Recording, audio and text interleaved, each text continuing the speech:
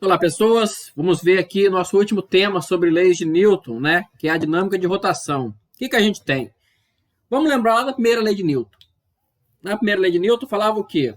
Um corpo vai permanecer em estado fundamental, que é o repouso ou movimento retilíneo uniforme, a menos que forças atuem sobre ele, né?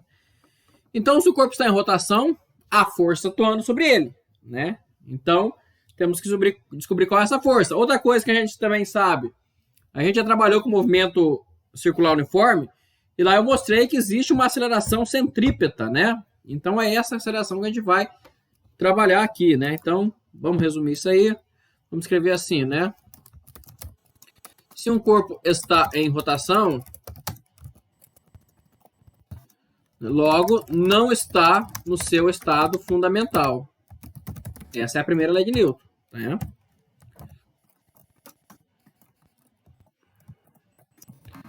Consequentemente, há forças atuando sobre ele, tá? Então, isso é consequência direta da primeira lei de Newton. O que mais?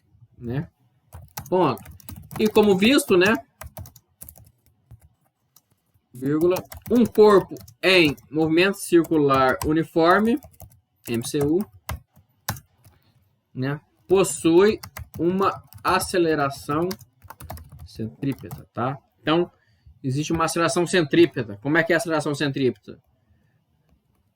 É menos V ao quadrado sobre R na direção R chapéu. Ou, não preciso botar ou não. Eu posso botar assim, que é exatamente igual a menos R ômega ao quadrado na direção R chapéu, né? Pode ser qualquer uma dessas duas expressões, tá? Qual que é o detalhe aqui? Tá? Tem que ter um detalhe muito detalhado, assim. É um detalhe, mas é crucial. Qual que é o detalhe aqui? Qual que é o pulo do gato, né? Digamos assim. A força centrípeta não é uma nova força, tá? Você não pode falar assim, uma força centrípeta atuando sobre o corpo. Não, não existe força centrípeta atuando sobre o corpo. O que existe é algum tipo de força atuando sobre o corpo e essa força se manifesta como uma força centrípeta, tá? Então, vamos colocar isso bem claro, né? A força centrípeta não é uma nova força, e sim uma manifestação de alguma força atuando sobre o corpo, que deve ser explicitado, tá? Então, você precisa ser capaz de reconhecer qual é a força que atua sobre o corpo e que se manifesta como uma força centrípeta, tá? Então, ela não é uma nova força. Por exemplo, né, um exemplo muito claro para ficar claro. Pega um barbante, amarra numa pedrinha e gira essa pedrinha para ela ficar girando, assim, ó, igual um laço de peão boiadeiro. O que você vai ter? Você vai ter ali a pedrinha girando. Força centrípeta. Quem está causando a força centrípeta? Atração na corda. Corta a corda, a pedra sai voando. Tá? Então, tem que ficar claro isso aí. A força centrípeta não é uma nova força, é uma manifestação. Existe uma força atuando na pedra, que é a tração na corda, né? A tração que prende a pedra, que faz com que ela se manifeste movendo-se como um círculo. Tá? Outro exemplo. Seja um carro fazendo uma curva na rodovia, né? Seja uma curva circular na rodovia. Então, carro fazendo curva circular, força centrípeta agindo ali. Essa força centrípeta é só manifestação. Quem está fazendo o carro mover-se em círculo? É o atrito do pneu com a pista. Por isso, se estiver chovendo, estiver molhado, escorrega. E não faz a curva. Tá? Fica claro isso. Não vai dar muito, muito, muito errado. Então, ela não é uma força, é uma manifestação de alguma força que já existe, tá? Então, a força centrípeta não é uma nova força, é uma manifestação de alguma força no seu corpo, que deve ser explicitado. Pode até grifar isso aí, vai ficar claro. Belezinha? Tá? E quanto que vale a força centrípeta? Ora, Força centrípeta nada mais é do que massa vezes aceleração centrípeta, né? Então, vamos escrever assim, mv ao quadrado sobre r, chapéu negativo, né? E o módulo de Fc é mv ao quadrado sobre r, tá? Então, são coisas que a gente já viu, quer dizer, a força é só multiplicar a massa vezes a aceleração, né? A aceleração centrípeta a gente já viu lá no movimento circular. Tem vídeo aula aí no YouTube, feito por um professor muito legal, vai lá olhar. Se tiver dúvidas, tá ok? Então, vamos dar 2 exemplos. Tá? Então, vamos dar 2 exemplos e um exercício. Então, exemplo 1, o pêndulo cônico.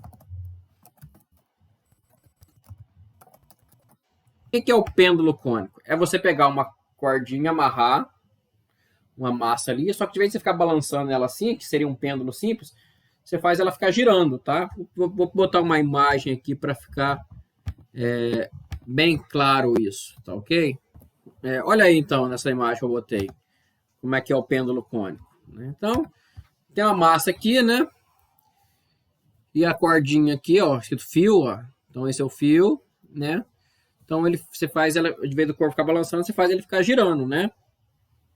Então, ele vai escrever esse círculo aqui, ó, com esse raio. Então, vamos considerar assim, considere que o pêndulo cônico tem, considere um fio de comprimento, vou botar L, um pêndulo cônico de ângulo θ, né? Encontrar o período do pêndulo, né? O período é o tempo gasto para ele dar uma volta completa, né? A gente já falou sobre período de frequência, movimento circular uniforme, né? Então tá aí, né? Então ângulo θ, vou desenhar aqui, ó, ângulo θ aqui, ó. Então θ, né? Então vou dar só o comprimento do fio L e o ângulo θ. E eu quero saber qual é o período do pêndulo, só pelo fio e pelo ângulo. Então, vamos lá, diagrama de força no corpo. Já está feito aqui, né? Vamos fazer de novo. Já está no desenho. Quais forças agem no pêndulo? Ora, sempre vai agir o peso. E vai ter a tração na corda, né? Ela que impede o pêndulo sair voando. Então, só essas duas forças. Tá? Belezinha? O que mais que a gente tem? O pêndulo fica subindo e descendo? Não. Então, a gente tem aqui uma força vertical devido à tração, que eu vou chamar isso aqui de TY, né? Aqui está o θ, que vai cancelar o peso. TY deve ser igual a peso. Porque se não fosse assim, ou o pêndulo ia afundar, ou o pêndulo ia sair voando para cima, ou ia para baixo para cima, né? Agora, como as duas são iguais, tem um equilíbrio. O que mais que a gente tem? Na horizontal aqui, ó, tem outra força, certo? Que é o meu TX aqui, né? Onde o TX é o quê? Opa, botei TY. Onde meu TX, né, é a força resultante, né? Não tem nada cancelando essa componente, né? Nem pode cancelar, né? Pensa aqui em laranja. Só duas forças agem. Só duas forças agem, as em laranja. Então, peso para baixo e a tração inclinada em ângulo θ. Então, como não estamos subindo nem descendo, na vertical é equilibrado, é horizontal. Na horizontal existe uma força resultante. Tá? Então, esse TX, que nada mais é, por esse ângulo aqui, dá para você ver claramente, né? Essa aqui é θ, esse TX nada mais é do que o T vezes o seno do ângulo, né? Do mesmo modo, o meu TY, que é a parte, né, vertical aqui, ó, é igual a esse aqui, ó. Deixa eu até mudar de cor. Então, tá aqui, ó, o meu TX, ó. Meu TY, melhor dizendo. Tá aqui meu TY. Então, ele é cateto adjacente, então é T vezes cosseno do ângulo. Né? Então, o T vezes o seno do ângulo, que é a parte horizontal, ele é o que aponta para o centro. Então, ele é a minha força centrípeta, tá? Então, o que eu falei? A força centrípeta é uma manifestação, não é uma nova força. Então, não existe uma força centrípeta agindo na massa aqui. O que existe é uma componente da tração horizontal que faz com que ele se comporte em movimento circular, tá? Belezinha? Então, o que a gente pode fazer? Né? Então, vamos falar que a somatória das forças em Y ali, né, é igual a zero, que significa que T cosseno θ é igual a força peso, e vamos falar que as somatórias das forças em X é igual a aceleração centrípeta, que implica que T seno θ é igual a peso sobre, que é peso, T seno θ é igual a mv ao quadrado sobre R. Peso é mg, né? Deixa aqui porque a gente vai poder, né, trabalhar com isso depois. Então, esse sisteminha aqui para resolver, né? Então, aqui é fácil. Divide um pelo outro. Vou ter que a tangente de θ, né, que é seno sobre cosseno, é mv ao quadrado sobre R mg, né? Corta, v ao quadrado sobre RG. Agora, quanto que vale R? Né? Quanto vale R? Então, vamos olhar o desenho lá. Aqui o raio. Raio é esse aqui, né? Então, se o fio tem comprimento L, então R é o cateto oposto, tá vendo? E o L é a hipotenusa desse triângulo retângulo aqui, ó. Então, R é L vezes seno de θ, tá? Pronto. Então, tangente de θ é V ao quadrado sobre L seno de θ vezes G. Tá? Ou, vamos escrever aqui então, ou podemos isolar o G, o V, melhor dizendo. Então, V ao quadrado vale LG tangente de θ vezes seno de θ, tá ok? Beleza, agora qual que é a pergunta, né? A pergunta é encontrar o período. Então, a gente viu que ômega é ΔΦ sobre ΔT. Então, período é quando dá duas voltas completas, né? Então, o período é 2π sobre ômega. Por sua vez, V é ômega R. Então, ômega é V sobre R, onde R é L seno θ. Tá? Então,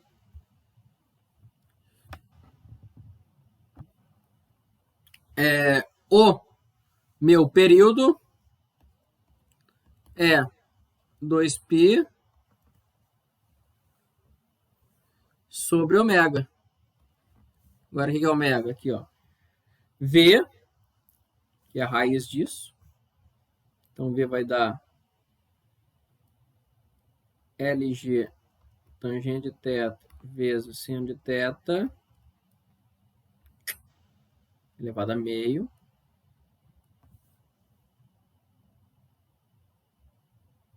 sobre R. Né? Ômega é V sobre R. Então, R é o L vezes seno de θ.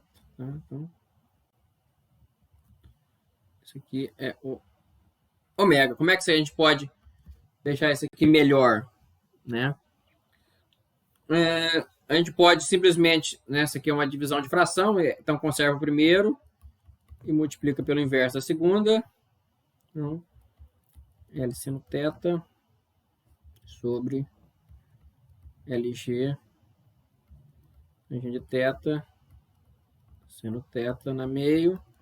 E agora a gente pode simplificar, né? Esse aqui está elevado a 1, esse aqui está elevado a meio. Então, aqui tem um seno elevado a 1 dividido por um seno elevado a meio, sobra seno elevado a meio, mesma coisa vale para o L, né? Então, período é igual a 2π vezes L seno de θ elevado a meio dividido por G tangente de θ também elevado a meio.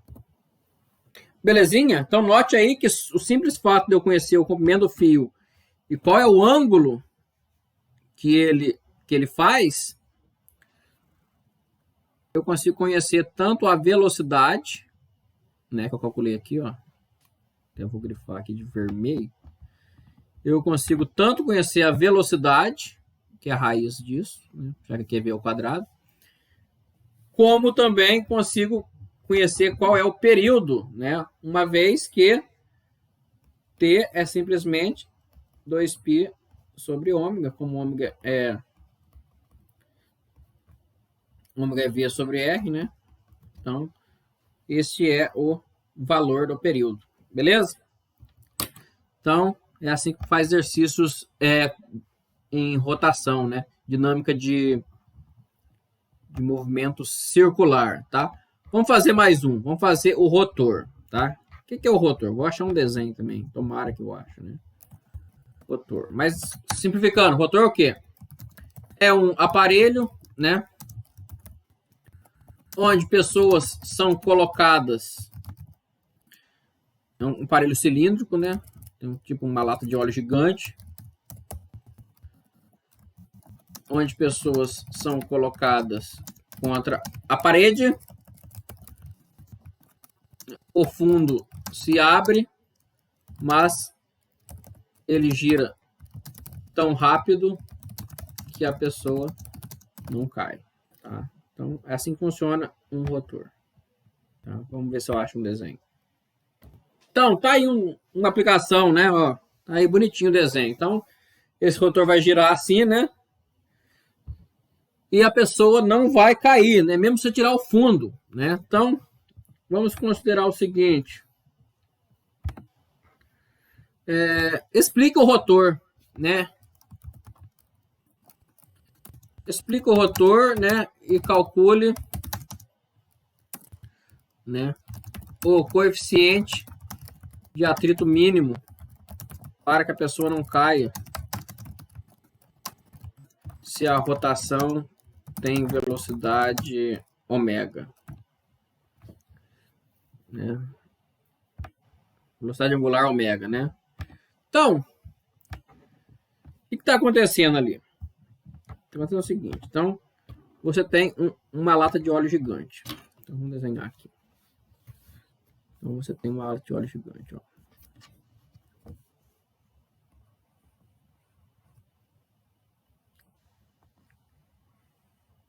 E aí, ela vai girar aqui, ó, em torno desse eixo.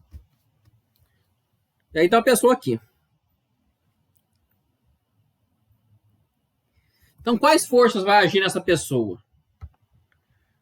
Vai agir o peso dela para baixo, certo? Vai agir o peso para baixo. Vai agir o que mais? Vai agir a normal, porque ela está encostada na parede. Então, existe uma força normal. Aqui. Normal com a parede.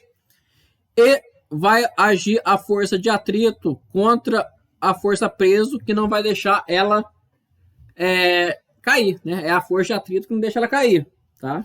Então, que acontece? Ele gira muito rápido, o peso puxa para baixo, o atrito da parede com a pessoa não deixa ele cair, né? Enquanto a normal aponta para frente e não deixa ela sair pela tangente, tá? Então, de novo, somatório de todas as forças em Y tem que dar zero.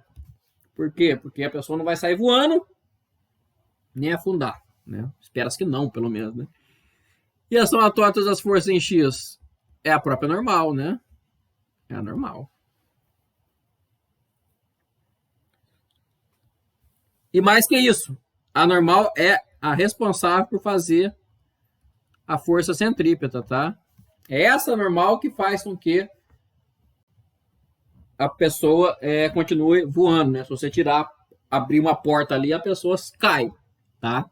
Então, de novo, aceleração centrípeta, força centrípeta não é uma nova força, ela é uma manifestação de uma força que já existe. No primeiro caso, né, do pêndulo cônico, significa que a parte da tração, né, a parte horizontal da tração que fazia a força centrípeta, e nesse caso aqui, claramente, é a normal que faz a força centrípeta, tá bom? Então, vamos lá. Somatório, peso tem que ser igual a força de atrito. Peso é igual a força de atrito. Por sua vez, a força de atrito é μ vezes a normal, né? Então, daqui eu já tiro que o peso deve ser μ vezes a normal e, isso aqui é estático, né? E já tiro o valor do coeficiente de atrito. O coeficiente de atrito é igual a peso sobre a normal. Mas quanto que vai a normal? Temos que achar. Só jogar aqui, ó. Então, normal vale massa vezes aceleração centrípeta, né? Posso escrever R ômega ao quadrado, tá? Logo, o coeficiente de atrito estático mínimo deve ser peso mg sobre normal, que é mr ômega ao quadrado. Corta e corta. Coeficiente de atrito mínimo é igual a G sobre R ômega ao quadrado. O que significa isso? Quanto mais rápido ele girar, menor é necessário ser o coeficiente de atrito. Se ele parar, o coeficiente de atrito deve ir a infinito. Tá? Então, com isso a gente acaba essa parte. Tem exercício. Vou dar um exercício já aqui para vocês, né? 2 exercícios já. Primeiro é verificar que esse termo é adimensional. O coeficiente de atrito é adimensional. Né? Eu dei para o exercício vocês pensar por quê. Agora estou dando o exercício para vocês verificar. Então, verifique que o coeficiente de atrito é adimensional. Tá? E o outro exercício que eu vou dar para vocês é o seguinte: é um carro fazendo uma curva agora num plano inclinado. Né? Você já viu que as rodovias ela é meio inclinadinha assim? Que lá é para ajudar a fazer a curva, tá? Que lá é para ajudar a fazer a curva. Então, coloque assim: exercício.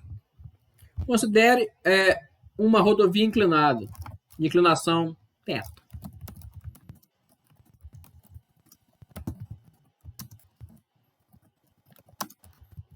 Sem atrito, tá? Sem atrito. Atrito aqui vai transformar no inferno. Então, qual a velocidade que o carro deve percorrer para que não saia pela tangente, nem, né, deslize na rodovia. Então, né, se o raio da curva, né, se o raio da curva for R, né? Então, pensa no carro fazendo uma curva, né? Vamos fazer 2 desenhos aqui, né? Então, pensa primeiro o carro fazendo a curva assim, né? Tá aqui a curva. De novo. Tá aqui a curva. Então, o carro vai estar fazendo a curva aí, né? Então, dando esse círculo aqui. Então, né? Lembra que é sempre tangencial. O carro tá fazendo a curva, né? Só que essa curva, ela não é uma curva... essa rodovia, ela não é uma rodovia reta, ela é inclinada, assim, ó. Tá aí, ó. Então, aqui tem inclinação θ. E o carro tá aqui. Vou desenhar o carrinho aqui, ó. né? Aqui o carro, né? Isso aqui você está vendo uma fatia assim do carro, ele vai continuar, né, fazendo a curva lá na frente. Está vendo ele de trás, né? Então, tem inclinação θ, né? Então, qual que deve ser a velocidade para que ele não saia nem pela tangente, né? Ou seja, ele nem passe reto, nem deslize para baixo, né? Então faça a mesma coisa que a gente fez no outro exercício lá. Diagrama de força, né? Entenda que não tem quais são as forças no X e no Y, né? Então tem que ter uma força no X, tem que ter uma força no Y. Quem é responsável pela força centrípeta? Lembra que força centrípeta não é força, ela é só manifestação, tá? Opa. Então, isso aí é para vocês brincar, né? Depois vem mais exercício, tá? E aí, com isso a gente acaba, né? Leis de Newton, tá? Deixa eu até conferir. Sim, é verdade. Com isso a gente acaba a lei de Newton. Mais a lista de exercício, né? E aí vamos entrar em trabalho e energia.